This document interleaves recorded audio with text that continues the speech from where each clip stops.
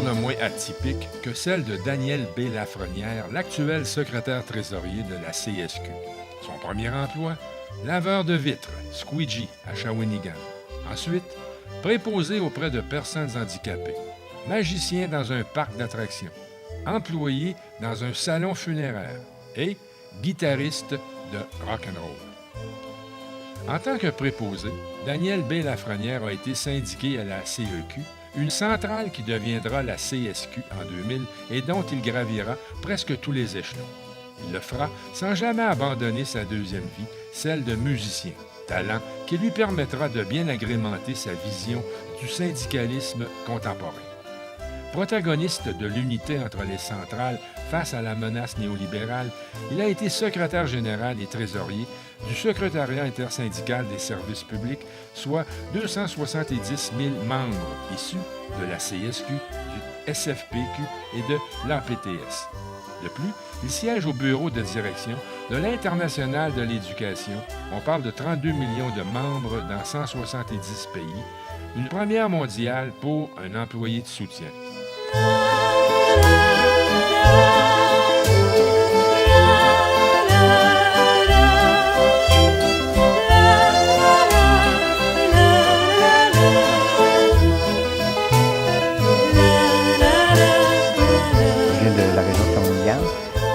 Dans mon cas, c'est pas un parcours qui a été prémédité pour aller être seulement militant syndical. J'ai pas eu un parcours, je dirais, je peux pas dire que mes parents étaient syndicalistes, que mon père était président de son syndicat, puis c'est de père en fils que la tradition se poursuit. C'est pas le cas chez nous. C'est plutôt, je dirais, des occasions, des opportunités, des travers de la vie, des choix qui m'ont amené vers le syndicalisme.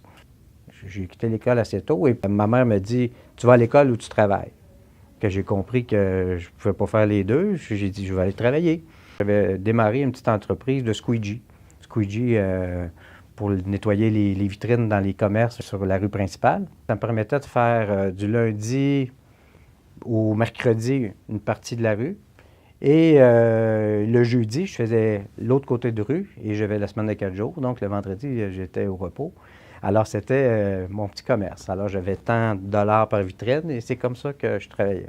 Et un jour, j'ai décidé d'évaluer la possibilité de prendre un peu d'expansion dans mon mini-commerce. Il me restait une journée de libre le vendredi.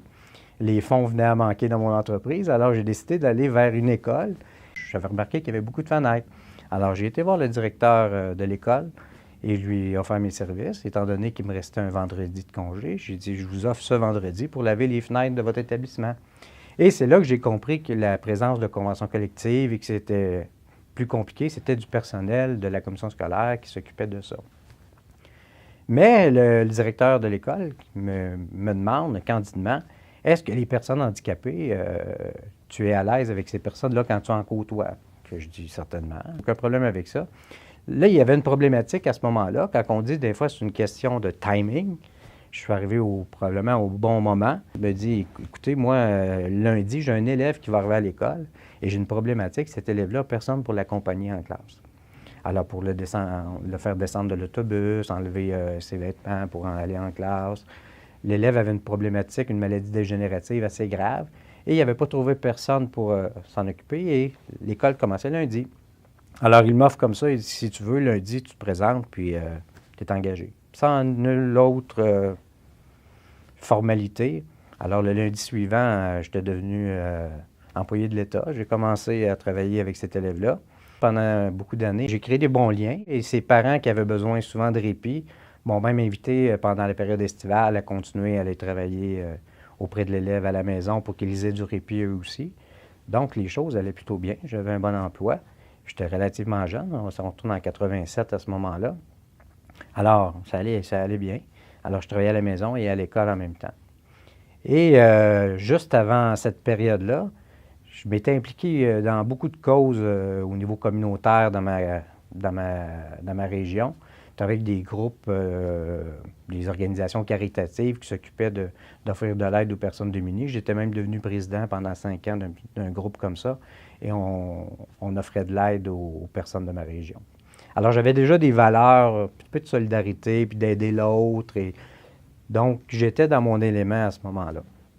Mais évidemment, mon emploi à la commission scolaire, à ce moment-là, c'était un emploi très précaire. C'était quelques heures par semaine. À ce moment-là, je crois que j'avais 17 ou 18 heures par semaine. C'était pas suffisant pour avoir des revenus qu'un jeune homme souhaite avoir. Alors, j'avais développé par les années passées des talents comme musicien. Mon père avait eu des établissements où il y avait des orchestres et tout ça. J'avais appris à jouer de la musique, donc on a formé des groupes. J'avais un groupe de musique qui faisait des tournées. On a même fait un album à un moment donné, qui a maintenant le statut de disque rare, parce que je pense qu'il n'y en a plus beaucoup sur le marché.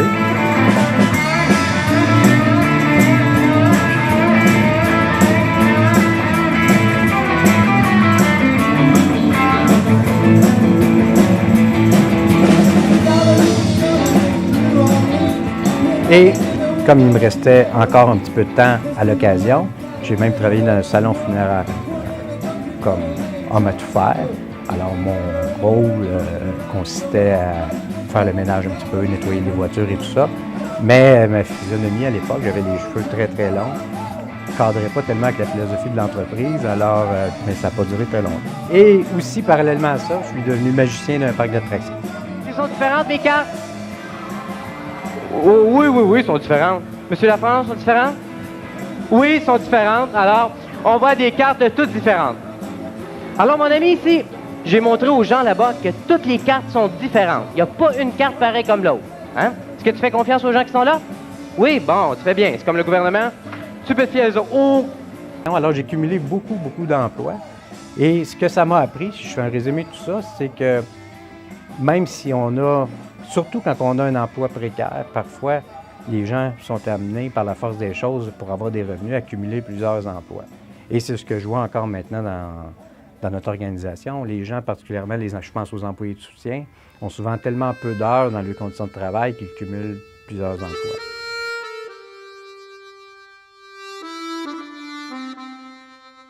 Étant préposé aux élèves handicapés à l'époque, à 17 heures par semaine, j'étais devenu, par le fait même, à cause de la formule RAND, j'étais devenu cotisant syndical. Mais comme c'est le cas dans plusieurs syndicats aussi, on sait qu'il y a plus de syndiqués que de syndicalistes. Donc, j'étais dans la partie syndiquée, pas nécessairement syndicaliste encore. Donc, on m'a invité à aller à des assemblées générales, on m'a dit comment c'était important. Et un jour, un gentil collègue m'a dit on pense que tu as tout ce qu'il faut pour être délégué syndical. Alors, il m'a proposé et ce fut spontané. Tout le monde m'a appuyé. Mais j'ai compris que j'étais le seul qui était proposé. Donc, j'ai été élu rapidement. Comme ça se fait souvent des assemblées, on monte un peu d'intérêt et on a la main dans le tordeur. Et par la suite, étant donné que, faut dire que dans ma région, je faisais des spectacles de magie, je faisais des spectacles de musique, j'avais été président de mon groupe communautaire aussi, qui avait eu quand même, qui organisait des soupers spaghettis, bercettons, spectacles et tout ça. J'étais quand même un peu connu dans mon coin de pays. Et on m'a demandé de voir si j'avais des bonnes idées pour l'Assemblée générale. Et c'est là que tout a commencé. L'exécutif syndical m'a dit « On n'a pas beaucoup de membres qui viennent aux assemblées. Il se dit des choses importantes, puis on a de la misère à faire passer le message. Puis les gens nous disent que c'est pas intéressant l'Assemblée, puis on cherche une solution. » Là, on ne parle pas d'assemblée de grève ou de choses comme ça. Là, on parle vraiment d'assemblée régulière. Là. On pense que ça pourrait être intéressant si tu pouvais nous transmettre des idées ou travailler avec un petit comité pour améliorer nos assemblées générales. Alors, ce que j'ai fait, ça a été assez simple. J'ai dit, bon, si les gens ne viennent pas aux assemblées générales, on pourrait leur demander pourquoi. Alors, j'ai fait un sondage avec l'accord de l'exécutif. J'ai envoyé dans tous les établissements, dans toutes les écoles. Et les gens ont fait la liste de leur insatisfaction et pourquoi ils ne venaient pas. Ça pouvait aller, il y a quelque chose à la télé, quand c'est les séries au hockey, on préfère écouter ça. C'est plate les assemblées parce que vous parlez des statuts, du budget, des affaires qu'on ne comprend pas trop et qui ne nous intéressent pas trop non plus. Vous ne parlez pas assez de notre quotidien, de vos contacts avec l'employeur. Il y avait de toutes sortes de récriminations. Alors, j'ai commencé ça. Et une par une, avec le petit comité, on a trouvé des solutions à toutes les récriminations. Et on a commencé à voir les assemblées sur une nouvelle façon de faire. Donc, j'avais quelqu'un qui annonçait les scores, le pointage au hockey pendant les assemblées. J'avais des gens, on ne faisait pas les assemblées pendant les journées où c'était les émissions vedettes à la télé. On avait éliminé la portion budget et statut. On mettait ça une fois par année dans une assemblée. On avait un relevé de tous les contacts qui avaient été faits avec l'employeur, c'est quoi les discussions qui avaient eu lieu. On avait trouvé des sujets de vie professionnelle spécifiques à des catégories d'emploi. On faisait même des tirages pendant l'Assemblée, ce qui était intéressant aussi. Je connaissais tous les propriétaires de commerce. J'ai été squeegee dans la rue principale, donc j'étais allé chercher des commandites. C'était pas des grands prix, mais des petites choses, des petits cadeaux. Les gens nous avaient demandé du café, des beignes. On avait acheté ça aussi. Toutes des petites attentions que les gens nous avaient mentionnées qui, au fond, ne coûtaient pas tellement cher, qui demandaient juste un petit peu d'écoute et d'organisation. Sur un syndicat de 600 membres, on est arrivé à presque la moitié des membres avaient participé à l'Assemblée.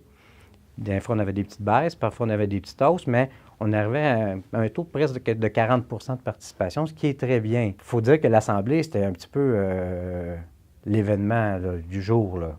Le lendemain, on est arrivé, les gens revenaient de leur assemblée. Le lendemain, ils disaient « On t'a pas vu à l'assemblée. Pourquoi tu n'étais pas là? » Ça a été vraiment intéressant comme assemblée. Elle ne manque pas la prochaine. J'ai jamais été président, vice-président, trésorier.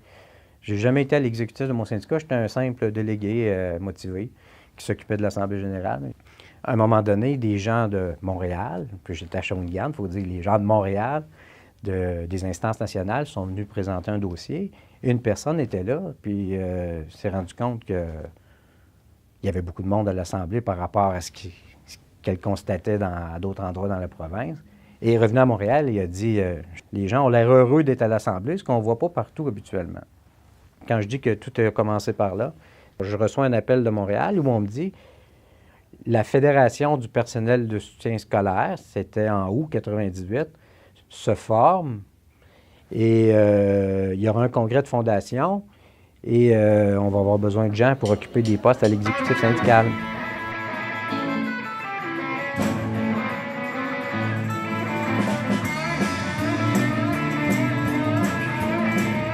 Si je regarde en rétrospective ce qui a été fait, je pense que c'est un bon exemple que dans le syndicalisme, ça peut être plaisant aussi. C'est utile, mais ça peut être agréable. On n'a pas besoin de se faire douleur dans le syndicalisme. Ça ne doit pas être une souffrance, le syndicalisme. Ça a toujours été ma philosophie. Les gens adhèrent à ce qu'ils aiment. Si ça devient une souffrance, bien, le syndicalisme, il va dépérir, il va mourir. Alors, l'objectif que j'avais derrière tout ce qui a été fait avec les gens avec qui j'ai travaillé aussi, parce que c'était important de bien s'entourer, bien, les gens qui ont travaillé avec moi sur cet objectif-là, bien, je pense que c'est des gens qui partageaient une passion, oui, qui partageaient des valeurs communes, oui, mais qui comprenaient, qui ont compris que ça pouvait être plaisant, le syndicalisme.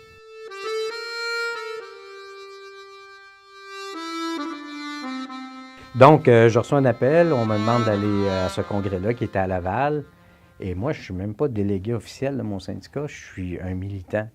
Il n'y avait pas de fonds disponibles pour m'envoyer au congrès à Montréal où on me demandait d'aide.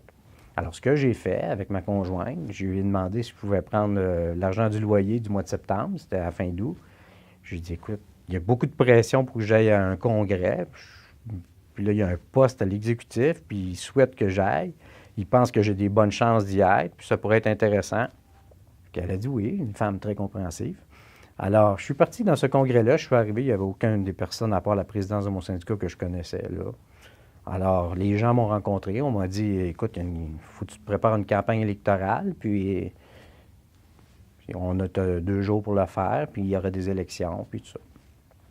Alors, j'ai préparé une campagne électorale sur place. J'ai fait une feuille, je me suis presque mis le visage dans le photocopieur pour avoir une pancarte électorale. J'ai écrit un texte, fait une plateforme, puis j'ai écouté les gens. Je pense qu'il y a de quoi retenir. Là. Quand on écoute les gens, ils nous en disent beaucoup. Et en écoutant les gens que je connaissais pas, mais j'ai pris le temps de souper avec eux, puis de parler avec eux, puis d'écouter ce qu'ils avaient à dire. Mais j'en ai appris pas mal en peu de temps. Et ensuite, il y a eu le grand débat où j'ai fait la présentation de ma plateforme, en guillemets. Et bref, j'ai été élu avec un très, très, très haut score. Et je me suis retrouvé vice-président aux communications, secrétariat, trésorerie C'était la deuxième plus grosse fédération de la CEQ à l'époque. C'était en 98. On m'a dit, maintenant, tu as un bureau à Montréal et on m'a même dit, il y a une secrétaire qui va travailler avec toi. J'ai appelé ma conjointe, j'ai dit, écoute, le truc à Montréal, j'ai eu le travail. J'ai dit, je vais t'en dire plus, j'en sais pas beaucoup, mais je vais te rappeler en cours de journée. Puis, je vais te dire ce qu'il y en a. Ben, ma conjointe était plus préoccupée par l'argent du loyer de septembre. Elle a dit, en tout cas, essaie de voir si jamais tu vas avoir ton salaire quand même. Puis, je suis retourné chez moi et j'ai fait mes bagages et j'ai emménagé pendant un bout de temps à Montréal. J'ai commencé à travailler. Et la fédération, à ce moment-là, débutait ses opérations. Donc, ça a été la création d'un système de paye, création d'un système pour les régimes de retraite, création d'un site web, ce qui était relativement nouveau à l'époque, un bulletin d'information. Mais j'avais une expérience pour faire des journaux d'information déjà, mais là, c'était juste à la plus grande échelle. C'était quand même un exécutif de seulement 3 membres pour 20 000 personnes quand même, réparties partout sur le territoire. Donc, il y avait beaucoup de travail. Je dirais que j'étais à temps complet, plus que plein, c'est encore. J'étais à temps vraiment complet. Et j'ai dû mettre de côté mes activités musicales pendant ce temps-là. Évidemment, la magie est disparue pendant un certain temps. J'ai occupé un appartement de fonction à Montréal et je voyageais les fins de semaine lorsque j'étais pas au travail la fin de semaine. Donc, ça arrive aussi dans les fonctions de militants qu'on a, dans les fonctions syndicales qu'on occupe. Parfois, on a travaillé la fin de semaine aussi. Et à un moment donné, d'un commun accord avec ma conjointe, on s'est dit on est peut-être mieux de s'installer, de prendre le risque de s'installer dans la région de Montréal. Il faut dire que lorsqu'on est militant syndical, c'est une réalité aussi qui, je pense que peu de gens l'abordent, peu de gens la considèrent, peu de gens le reconnaissent, mais on a des fonctions d'élus. Donc, dans notre cas, dans mon cas, à tous les 3 ans, on se retrouve en élection. Mais à tous les 3 ans, on remet un peu une partie de notre vie ça fait partie des règles du jeu. Mais on est installé, on s'installe dans notre milieu, nos proches s'installent dans le milieu. Il y a de l'insécurité qui vient avec ça aussi. Mais malgré ça, assez positif de nature. Je dis, moi, ça vient avec les risques, ça vient avec les règles du jeu et je suis prêt à m'y soumettre. Je suis écœuré de devoir gouverner. Des fois, faut que je me pince en danger la province. Le futur, nos enfants. T'écoutes pas, t'es pressé. J'en ai mon voyage. Sans rêve, tu m'enrages. Si tu penses que c'est bon, les discours de Gilles Taillon, le patronat, c'est lui le boss, c'est une farce. Hey! Ma gang de malades, entendez-vous? Ma gang de malades, entendez-vous? Tout le monde, ma gang de malades, entendez-vous? Solidarité tout le monde!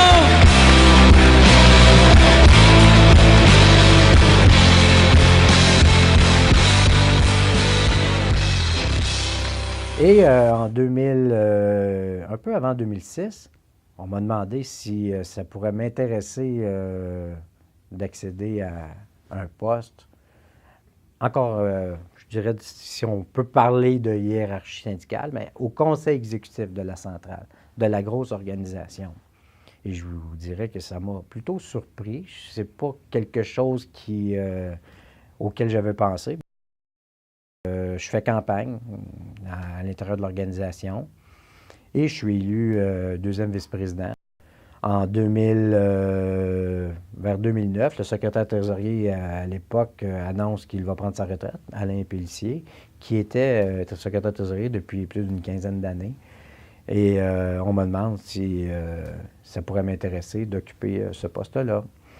Et comme j'avais été secrétaire trésorier dans ma fédération aussi, donc je marque de l'intérêt et je suis élu effectivement au Congrès en 2009, cette fois-ci comme secrétaire trésorier de la centrale, ce qui était quand même un choix qui a nécessité beaucoup de réflexion. Quand la personne qui est là avant toi est là depuis 15 ans, avec des façons de faire, avec Beaucoup de savoir aussi.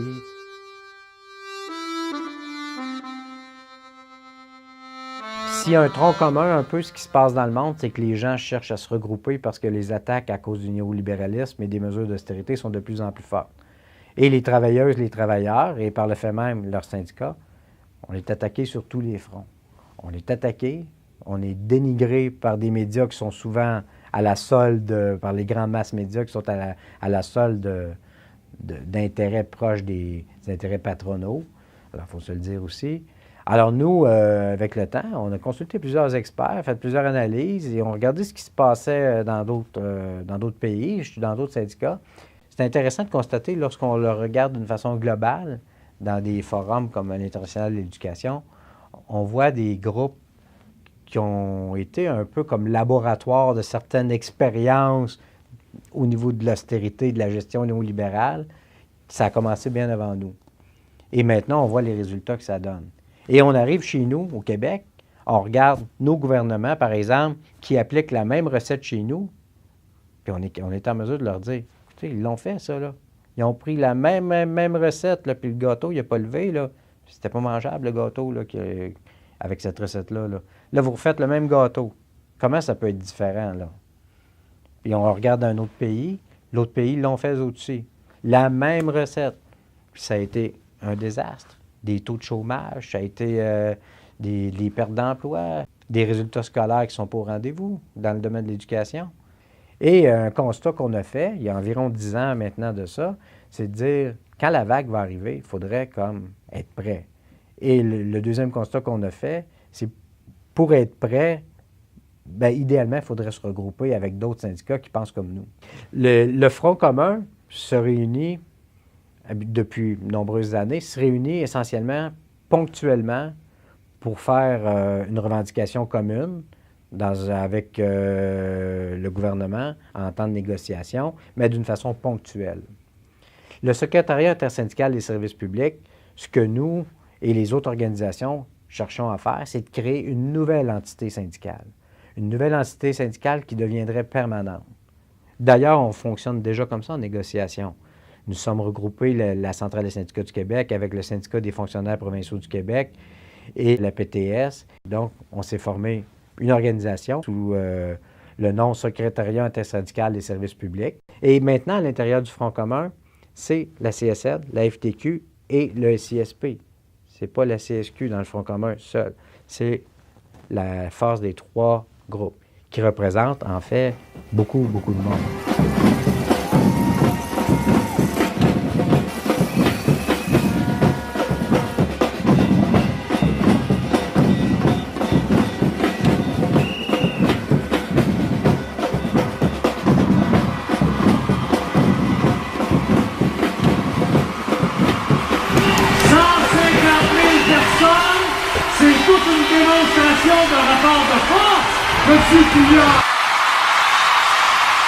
Notre objectif, jusqu'à maintenant, c'est que plus tard, on puisse envisager de former une nouvelle entité syndicale, une nouvelle force syndicale à définir.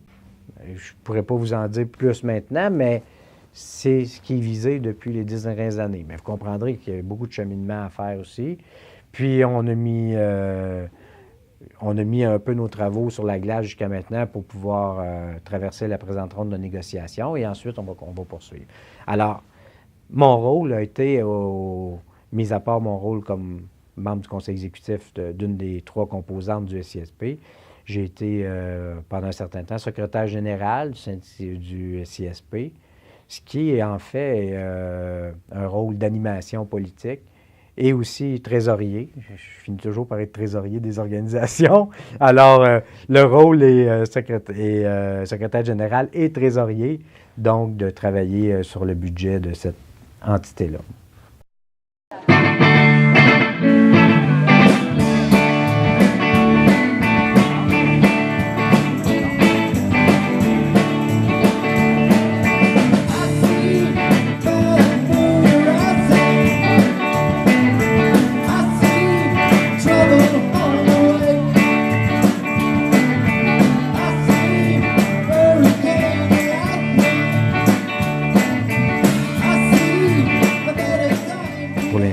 Dans mes fonctions fonction actuelle. Puis je vais voir ce que me réserve l'avenir. Et comme je vous dis, je ne veux surtout pas faire un plan de carrière syndicale en disant là, je suis à cette étape-ci, puis je vise telle étape.